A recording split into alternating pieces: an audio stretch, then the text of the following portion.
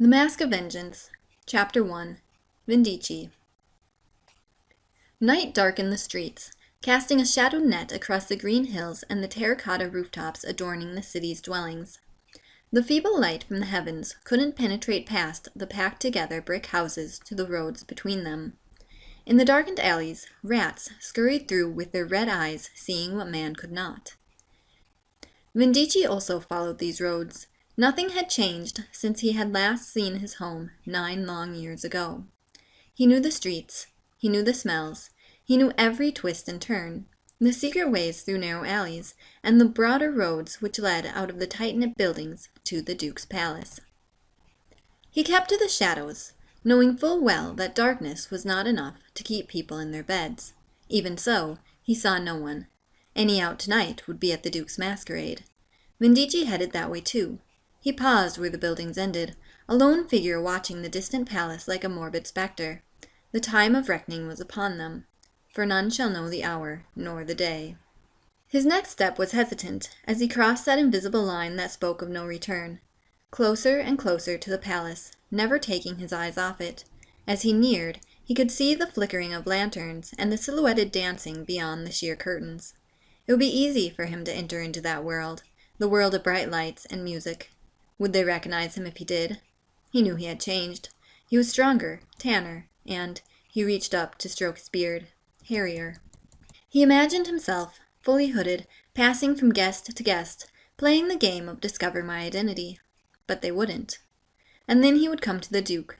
And while Duke Alrigo basked in the many compliments of those around him, Vindici would pull out his dagger and kill him. The Duke would be dead, his revenge complete. Vindici touched the dagger's hilt, hidden beneath his cloak. The feel of it brought him back to reality.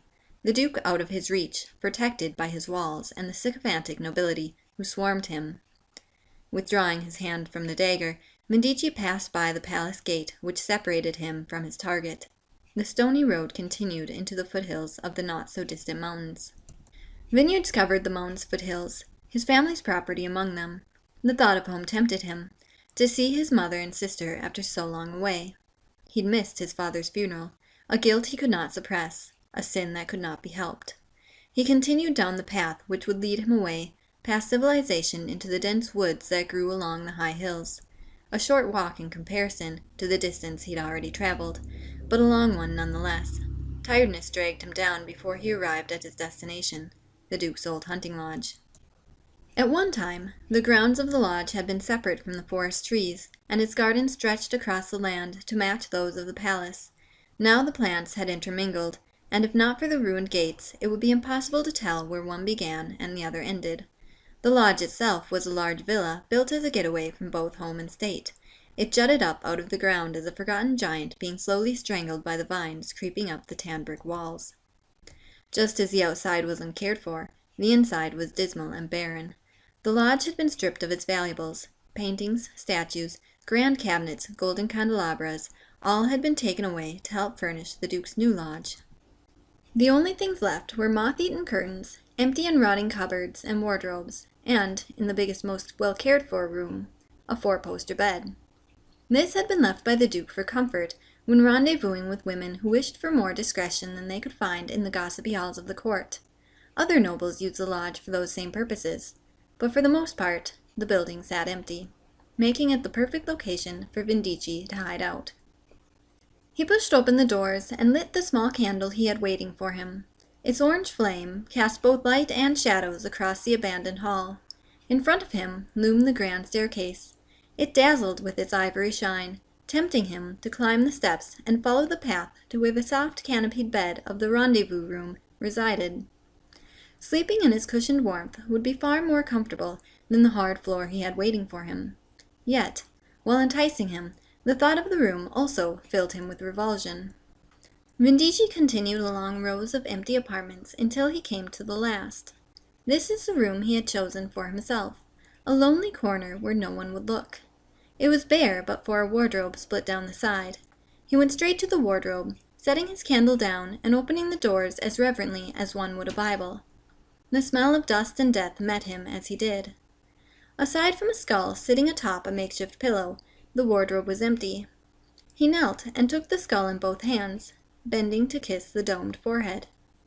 "Angelica," he whispered, close to its grinning mouth. Being so close to where he lost her caused a new loneliness to stir at his soul. Memories from his past washed over him all at once, memories that he'd been running from since he left. He placed the skull on his lap. "Do you remember the parties?" He stroked the skull, staring at nothing as phantom figures danced all around him. "We used to go to every one of them. There was too much excitement to see what they really were." He let the memory overtake him, no longer pushing it away, no longer running. An elusive woman in blue smiled at him and lowered her mask. Angelica, his joy. Her crimson lips and blushing cheeks warmed to the touch. He dropped his eyes to where reality sat, cold and white. He frowned. "We should have known that the Duke's flirtations weren't harmless. He always found you, no matter what disguise you wore. And when he offered his hall for the wedding feast..." Vindici's voice choked with emotion. His eyes shut tight, blocking the memory and the wave of nausea that surfaced with the picture of his love lying dead in the garden, with blood pouring from an acid-eaten throat. The wine soaking the ground next to her had burned his fingers. He remembered the Duke's eyes, hard and knowing, as his lips offered his sympathies and issued orders to find the murderer who stood before them. With the unwanted memories, the impending feeling of dread gripped Vindici with unmerciful claws. He calmed himself by staring deeply into the eye sockets of his dead love. She was here with him, and the Duke could not kill her twice.